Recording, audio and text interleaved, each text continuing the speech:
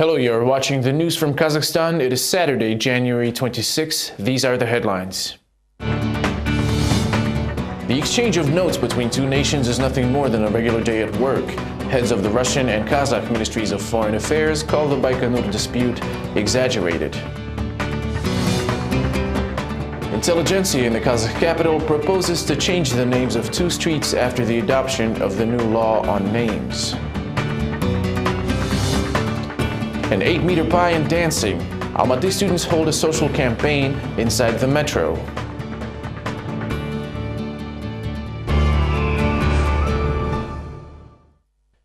Heads of Kazakh and Russian foreign ministries dispel the idea that the disagreement over the Baikonur space launching facility has reached cosmic-level proportions. It appears that once again journalists have blown the exchange of notes out of proportion. The scale of the so-called space scandal between Russia and Kazakhstan on cooperation between the two countries at the cosmodrome Baikonur is exaggerated by the press. At least, that's the statement made by the Russian Foreign Minister Sergei Lavrov. I would not call it a disagreement and give a special meaning to our diplomatic correspondence, since our diplomatic correspondence touches upon a range of issues that inevitably arise in such great cooperation that exists between Russia and Kazakhstan.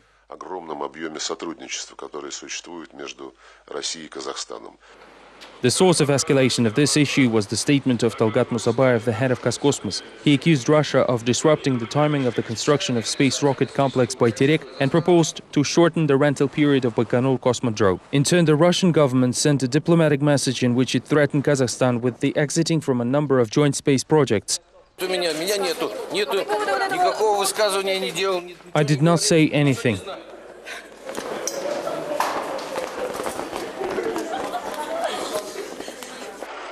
During the high-level diplomatic letter exchange, the head of Kazakhstan's foreign office, Yerlan Idrisov, dubbed the speculators around quarrel between the two states as tall tales.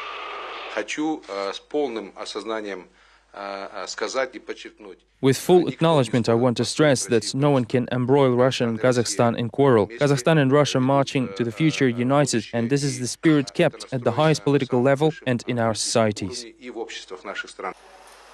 However, according to political scientist Rasul Jumali, this statement didn't ease the tension in the eyes of some social strata. Russia's ultimatum regarding curtaining its projects and reorienting on alternative rocket launching sites, of course, is a bluff, because for the next 40 or 50 years, according to experts, including the Russian, there is simply no alternative to Baikonur in terms of economic infrastructure, scientific, technical and other factors. It is simply blackmailing.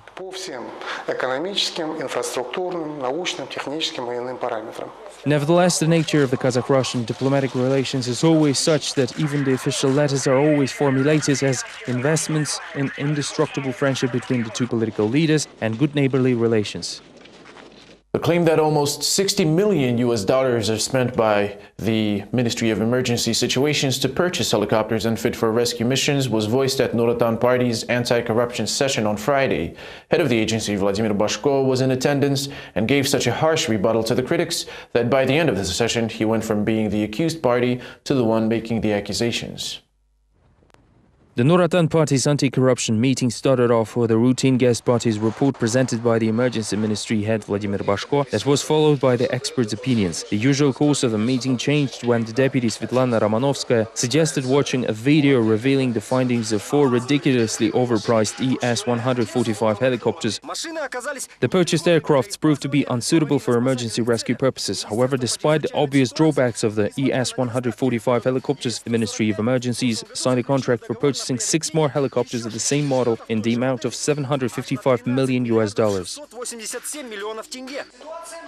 Meanwhile, according to the video material, the Ministry of Defense has been acquiring identical Eurocopters at significantly lower prices. The incriminating statement was immediately followed by the resentful minister's response, claiming that the aircraft were suitable for the rescue operations. The acquired Eurocopters are packed with expensive high-end medical equipment. Other than that, the price includes the airfield equipment, which the Ministry of Defense simply didn't buy. These bribery allegations against the Minister of Emergencies is another honeypot to the media. Meanwhile, nobody even bothered to listen to the adverse party prior to publishing this one-sided investigation results.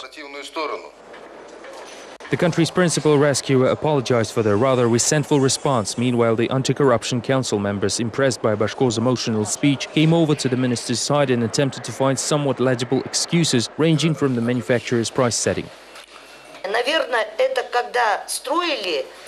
The price might have been affected by the plant construction expenses or by the low production volume.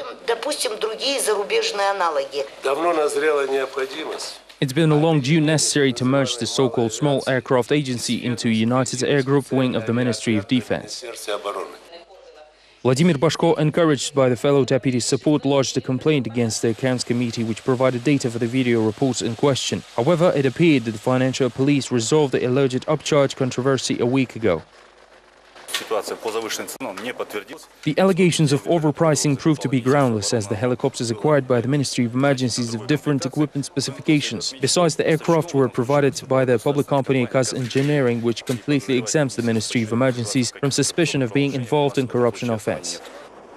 Meanwhile, according to Public Council, the Ministry of Emergencies is one of the top 5 corrupted government agencies. However, Vladimir Bashko spared Nuratan members the efforts of finding solution to the intergovernmental corruption problem by proposing a major staff reshuffling along with depenalizing minor offenses and stiffening the hiring policy.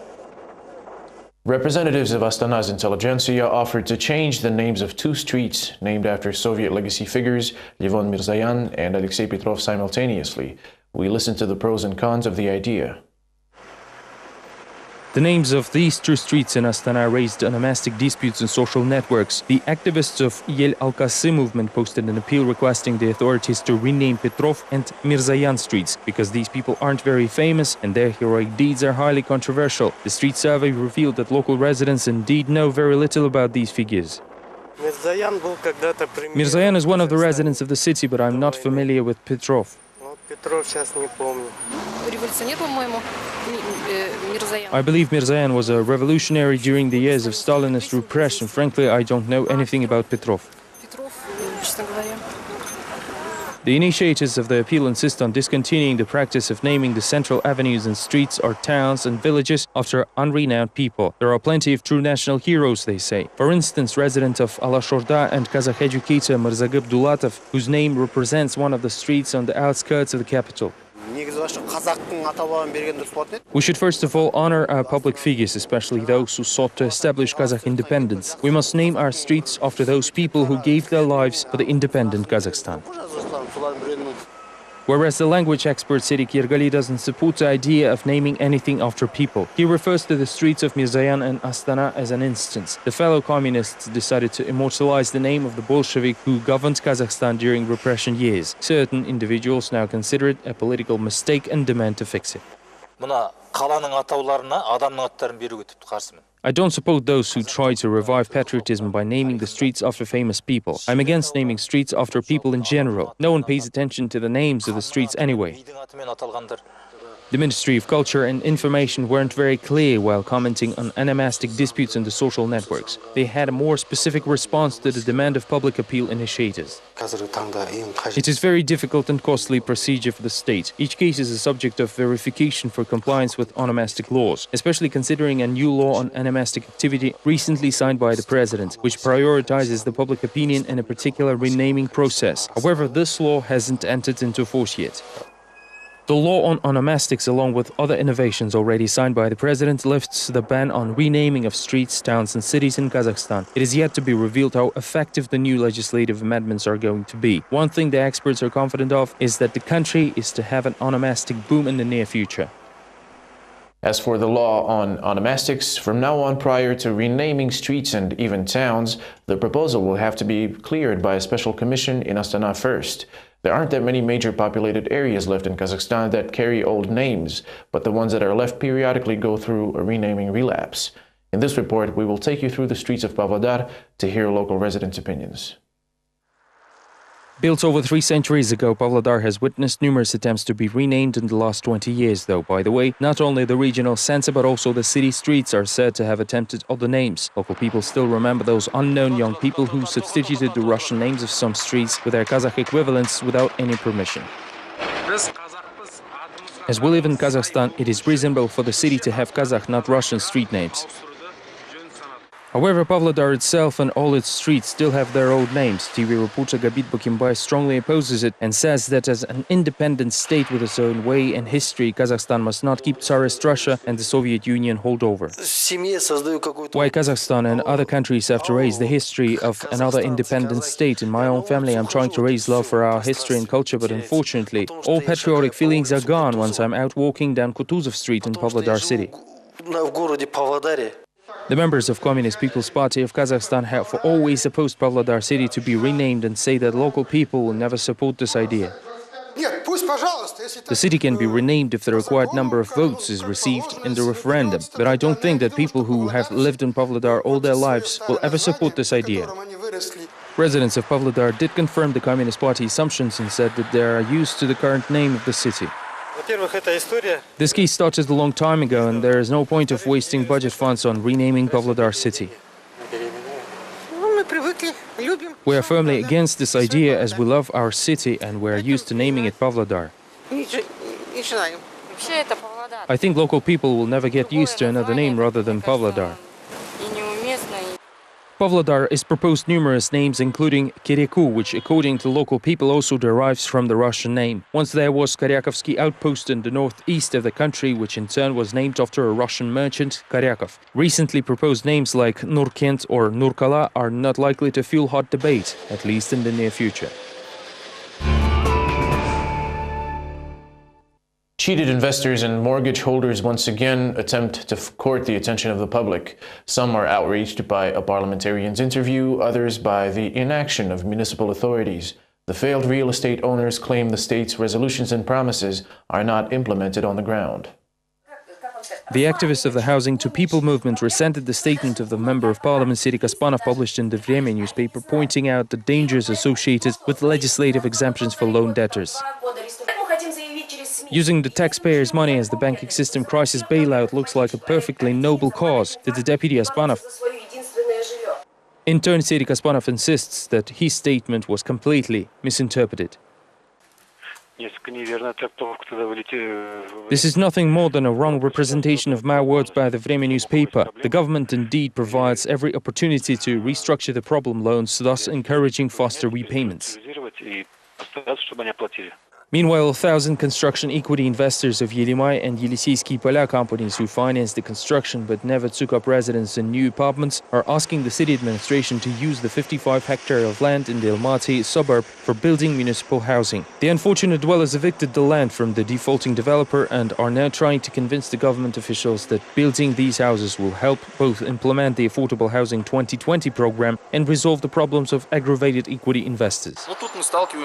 All the attempts to point out the mutual benefits of transferring the land in favor of the construction equity investors get faced with a total lack of understanding by the local authorities.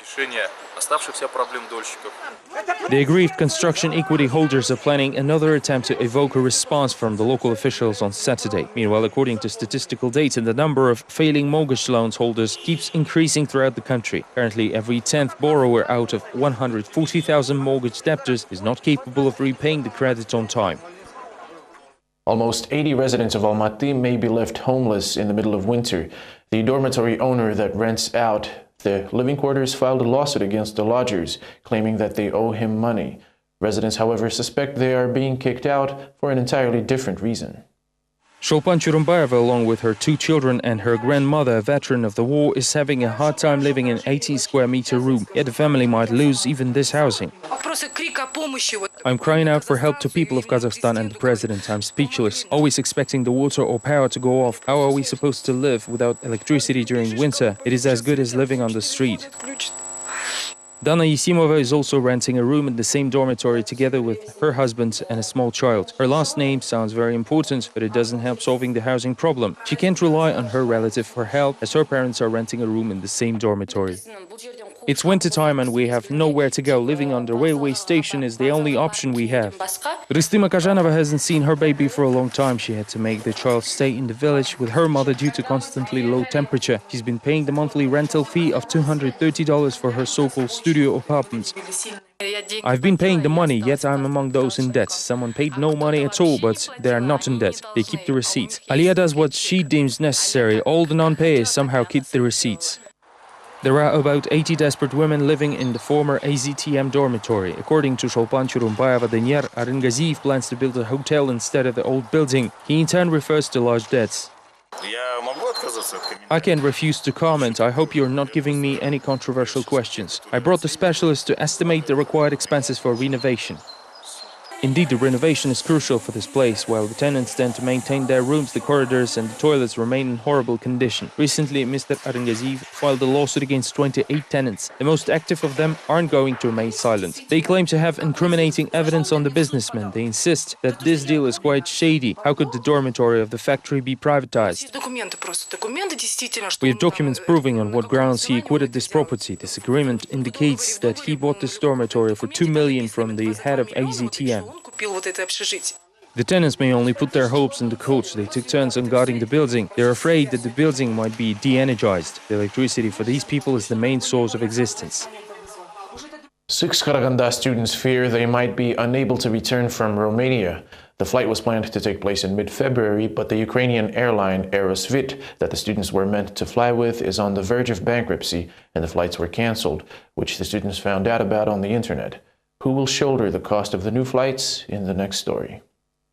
Akılbek Abdikadilov is unable to return back home from Romania. In September last year, she and 5 of her classmates won the contest and got the scholarship to study in this country. Karaganda University offered to do the paperwork and cover the cost of air travel. The Romanian side provided free accommodation and education. According to parents, currently the Karaganda State University is refusing to pay for the tickets due to the bankruptcy of the airline carrier Aerosvit.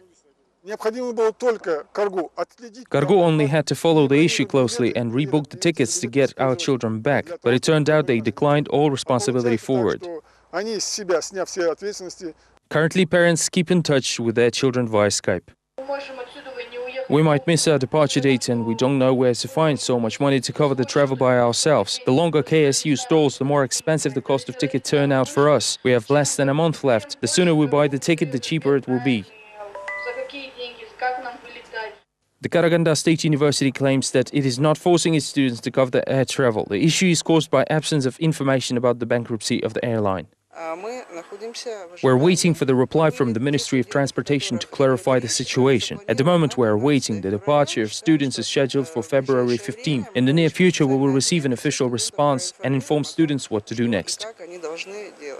5 other Karaganda students are caught in a similar situation in Lithuania. That is 11 Kazakhstan students in total. On February 15th, Karaganda residents take their flight home, but whether it will happen remains unknown. In cultural news, author Didar Amantai's new work was published in Almaty on Friday. The press run is small but done in 3 languages simultaneously. The author himself and his renowned guest note the depressingly low levels of interest towards reading in society. Can the love of literature be fostered, and why are people reading less? Answers to these questions in the next story.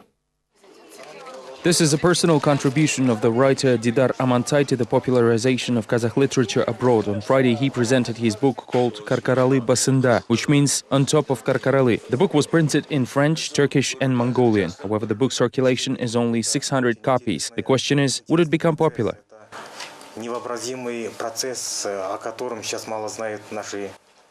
Reading books is a great pleasure given to us by God, I say, because reading is an interesting and incredible process which young people know very little about. The internet and the blogs with the expression of epistolary, spontaneous thought still cannot replace the concept of big novels or laconic essays of French novel genre. Maestro of cinema Asanali Ashimov decided to use a different method to attract the youth. By means of photography, I have illustrated my experience in the theater and cinema. I distributed these books to libraries. The book only contains a few sentences, while the rest of it is photos. I believe it's easy to read. The young people lately aren't as patient, perseverant, or interested to read thick books. Meanwhile, the literary critic Aliya Bopizhanova advocates for the youngsters, blaming it on small circulations. The issue of publishing the Kazakh books shall be solved at the state level. Not only the books are available in small quantities, they can only be seen in the cities, but what about the people in rural areas? A while ago, Kazakh people would trade a whole ship for a book. Back then, the circulation used to reach 100,000 copies, says Murat Auezov. However, these days, republication of Kazakh classic Mukhtar Auezov doesn't exceed 3,000 copies being distributed to libraries. If people have no desire to read, nothing would change the situation. You cannot force them into it. You may put the book in front of this person, but he still won't read it because his mind is so ignorant and it doesn't seek the truth. Or he may even read the book, but he probably won't understand what is it about. The statistics insist that only 17% of Kazakhstan citizens are entitled to consider themselves bibliophiles. Students only refer to the literature as needed. 12% of citizens openly admitted that they don't read at all for various reasons. Some refer to the lack of time, others simply cannot afford to buy books. While another argument is the low quality of books written by domestic authors. Almaty students uncovered a place where it is warm and clean underground, the metro. It has only recently gained nationwide popularity, and the youth organized a socio-gastronomical campaign to further ingrain the public transportation system within the minds of city dwellers. Our next and final story has more. Almaty students have baked a pie which is over 8 meters long. Number 8 has been chosen deliberately as young chefs wanted to dedicate this huge pie to the first local subway line, which is 8 kilometers long. Nowadays, pollution is one of the most alarming issues. As subway is an environmental transport means, we decided to organize this flash mob to raise its popularity among people. Almaty subway has never been advertised like this before. Having treated the passengers and reporters, the students of Al-Farabi National University began dancing. For some reason, traditional Kazakh karajorga was danced to Latin American music.